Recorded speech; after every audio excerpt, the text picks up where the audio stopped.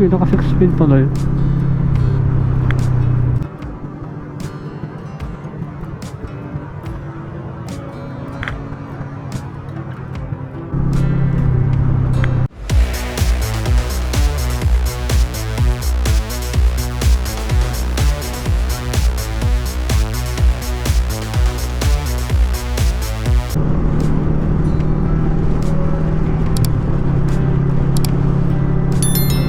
Subukan natin ikutan si Pops.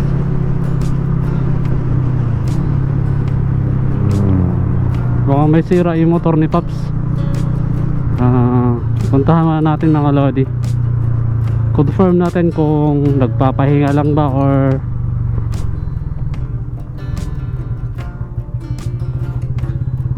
may sira ang motor niya. Baka na-drain lang. Kahit pa paano, may alam naman tayo sa motor mga paps. Useless yung kaalaman natin sa motor pag hindi natin tinulong sa mga kapwa rider natin na nangangailangan. Ito, tanungin natin to si Paps.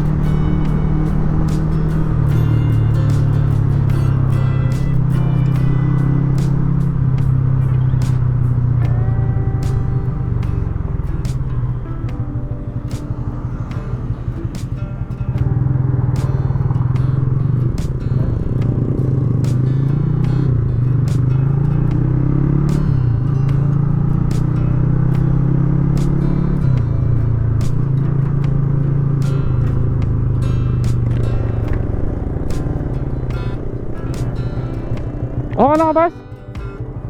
Di ka nasiraan? Di ka nasiraan? Akala ko nasiraan ka eh. Sige, sige. Okay, Pops.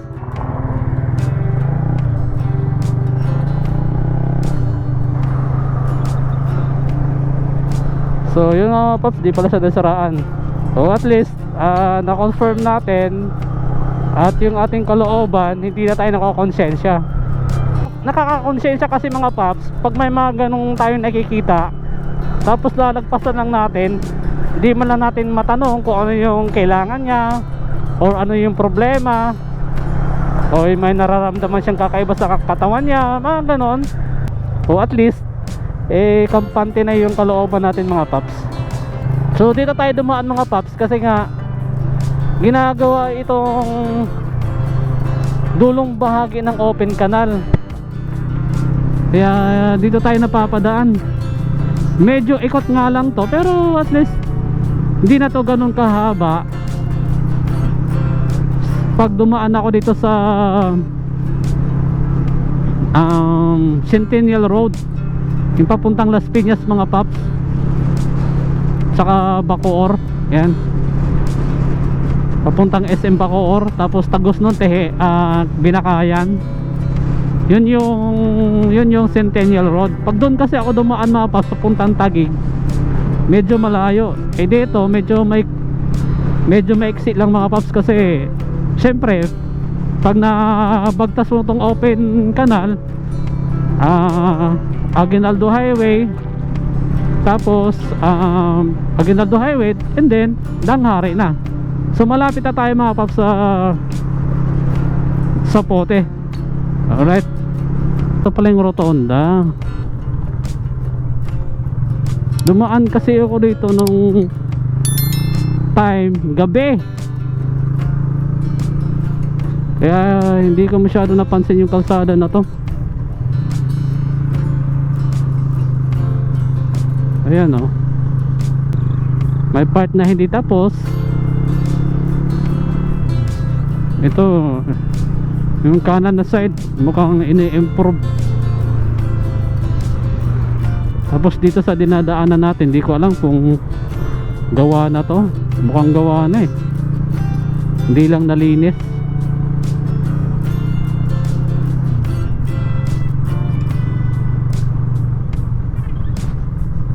Ito pala yung papasok ng Lancaster mga paps, dito sa General Trias.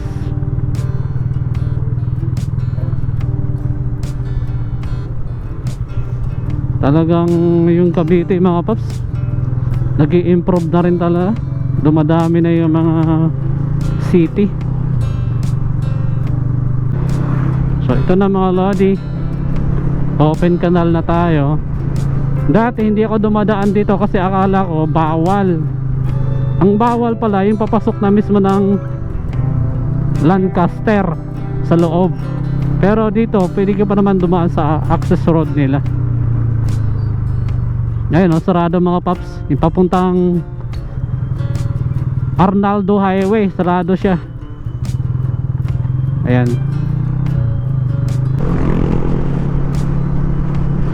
Ang dami nating bit-bit.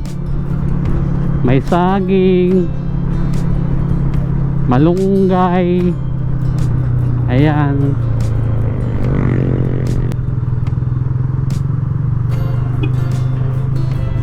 Ay, di bumusina si Pops.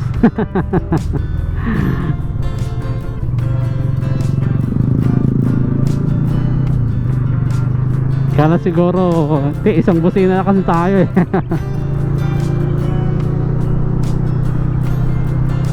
May ganun talagang mga driver. So hindi naman lahat kasi nakakaalam sa mga ganong mga approach. Busina, horn approach, di ba? Kumbaga, hi Pops, parang ganun yan. Hi Pops, ride safe, parang ganun yan. Siguro marami pa kasing hindi nakakalam sa approach na ganun.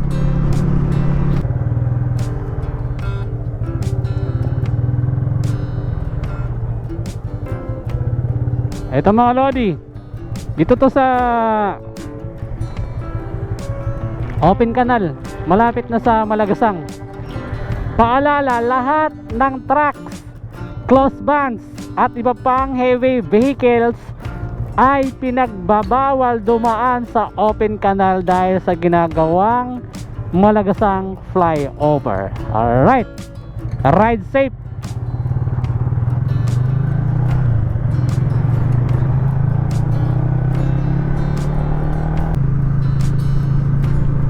Sana balang araw magkaroon tayo ng front GoPro dito mga paps sa bandang panel gauge, para visible naman yung bandang likod natin, hindi lang lagi harap, para hindi naman kayo maboring mga paps sa ating biyahe habang nanonood, para hindi naman kayo maboring sa video ko mga paps habang nanonood kayo.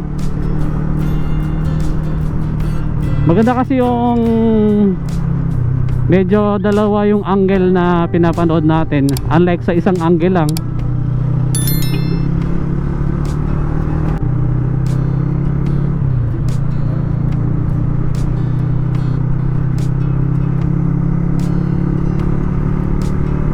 Alright, so ito yung Aguinaldo flyover mga lodi. Nasa gentry na tayo. So ito, nasa Danghari na tayo mga paps. Pagbaba mo pa lang dito sa flyover, Danghari na. So medyo may kabilisan ang biyahe dito sa Danghari mga paps kaysa pag dumaan ako doon sa kabila, doon sa Centennial Road. Mukhang na ipit yung aking sprocket mga paps. May time na mabilis, parang medyo humihina yung takbo ng motor ko. Sobrang higpit. Wala kasi akong tools. Nag-adjust nga ako kagabi. Isa lang kasi yung 13 ni Master Almar. Ang hirap mag-adjust pag isa lang. Ito yung problema mga paps sa RCB na swing arm. Yung adjuster ng kadena niya pag nasa gilid o detrade mga paps. May isa kasing version, yung adjuster ng kadena nasa likuran ng swing arm mga paps. Ito kasi nasa gilid. Pag nasa gilid mga paps, medyo hirap siya i-adjust. Ayaw na moves pala to. Ayos ah. Pinasok ko din pa ng Ayala dito. Kala ko mga bilyar lang andito sa Cavite. Pinasok na din pala ng Ayala. Ngayon ko lang napansin yan mga lodi na Ayala pala yan. Kung wala lang pasok sa Tuesday, sarap. Kaso meron mga lodi. Sarap din sana kung may leave pa tayo, vacation leave, kaso wala na. Naubos kasi yung vacation leave natin mga paps nung time na nagkaroon ako ng sakit. Pati nga sick leave ko mga paps, gamit na rin. Wala talagang natira. Kaya ang hirap talaga magkasakit mga paps. Although may mga time talaga na may mga sakit talaga na biglang lumalabas, hindi mo maiwasan kahit nag-iingat ka.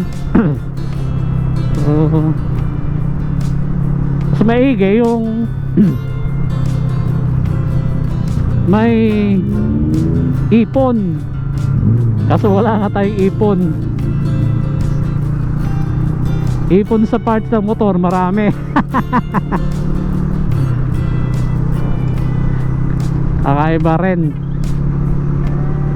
Totoo nga yung kasabihan, okay lang butas-butas ang brief, basta yung pyesa sulit.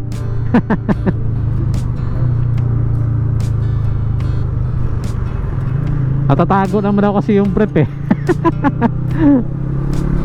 Ayan, nasa Queensro na tayo mga paps. Ito yung pinuntahan ni Calvo eh. Calvo, shout out, shout out. Alright, so shout out pala sa ating mga kaibigang Bisaya dyan sa Hilongos. Shout out kay Brando Esplanada. Alright, sa lugar naman ng Taguig, shout out kay Eman, Super Eman mga paps. Kumusta na kaya yung Hilongos Bay? Nagbago na ba? Matagal na ako nila nakapunta sa Hilongos Bay. So i-tour mo na lang ako dyan. Tagal na mga Lodi Paps, di ako nakakapunta ng Hilongos. Ito na yung tropa natin na Team Payaman eh. Daming bahay nito. May bahay na sa Antipolo, may bahay na dito sa Cavite, may motor na, may sasakyan pa. Ay, Team Payaman, congrats Master Eman. Yan, Evia mga paps, Evia Lifestyle Center. O yan, mall na mga Team Payaman. Pwede ka naman pumasok dyan kahit wala kang pera, window shopping nga lang. Grabe, sino yan? Sino nang sabi na hindi mo magagamit yung 6 gear dito mga paps? Eh no, nagagamit ko nga eh. Chill lang kasi. Pwede naman gamitin talaga yung 6 gear eh, kahit saan. Oh, nagagamit ko nga mga Lodi oh. Hindi naman no nangangarera, di ba? Kaya pa 6 gear nga kayo mga paps, kay Master Almar. Ayan o. Naka 6 gear kasi ako mga paps. Actually nagagamit ko talaga yung 6 gear. Katulad dito, yung chill lang. Hindi mo naman kasi kailangan ipasok yung 6 gear pag nangarera ka. Ayan, naka 5th tayo mga paps, 5th gear. Okay, hindi mo naman kasi kailangan gamitin yung 6 gear pang karera. Shoutout po kay Master Almar ng SAE Motorsports. So siya po yung bumuo ng aking 6 gear at yung touring set mga paps. Wala akong naging problema sa makina ko simula nung nabuo ito. Kahit loaded, good na good.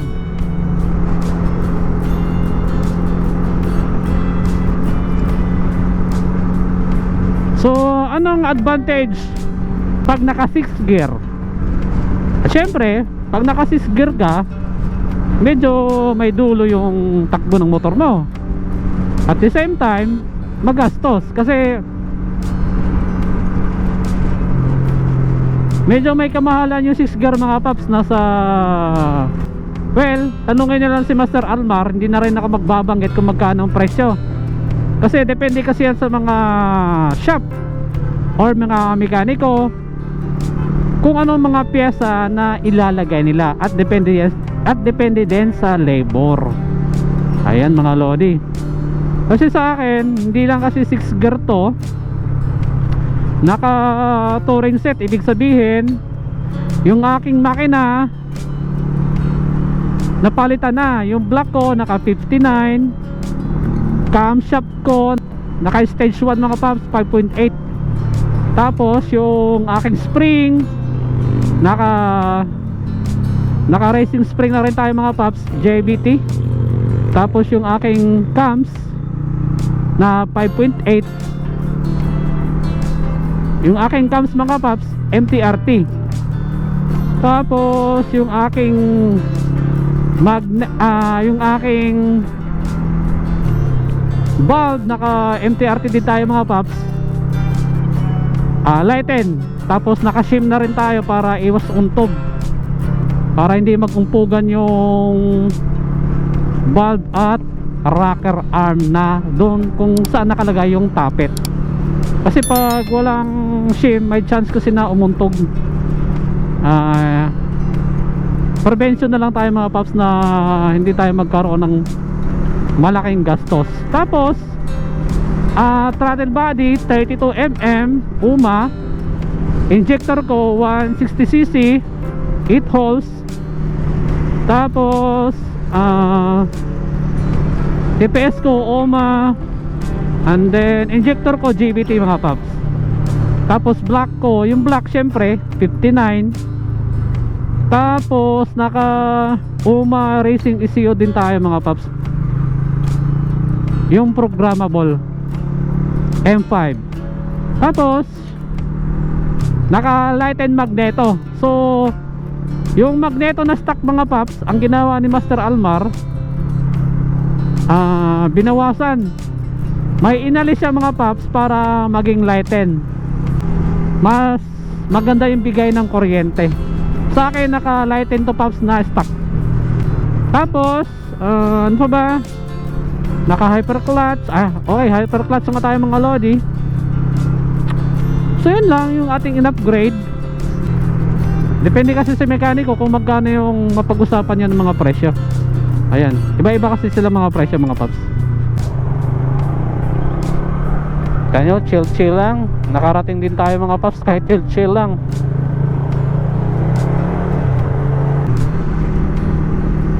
So andito na tayo mga lodi sa West Service Road, Evo Rush Evo.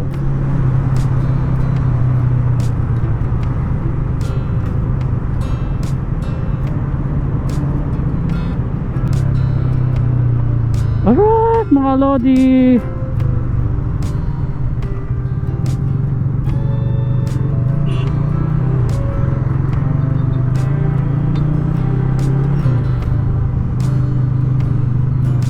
ayan, andito na tayo sa Riles mga paps. Alright, so ito na yung DOST.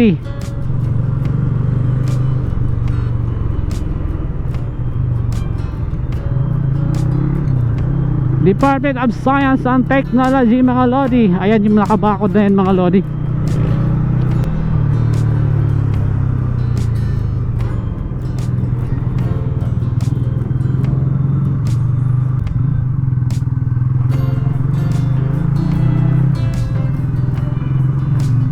Nakalay sa kamay talaga mga lodi.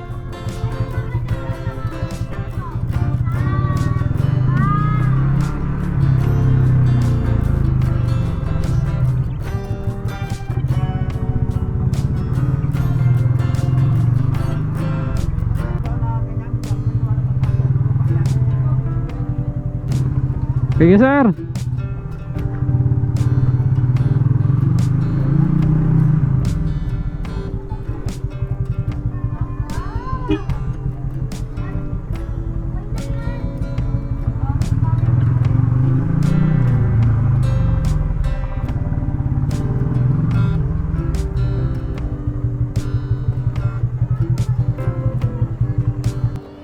So ito na nga yung bahay natin mga Lodi Pops.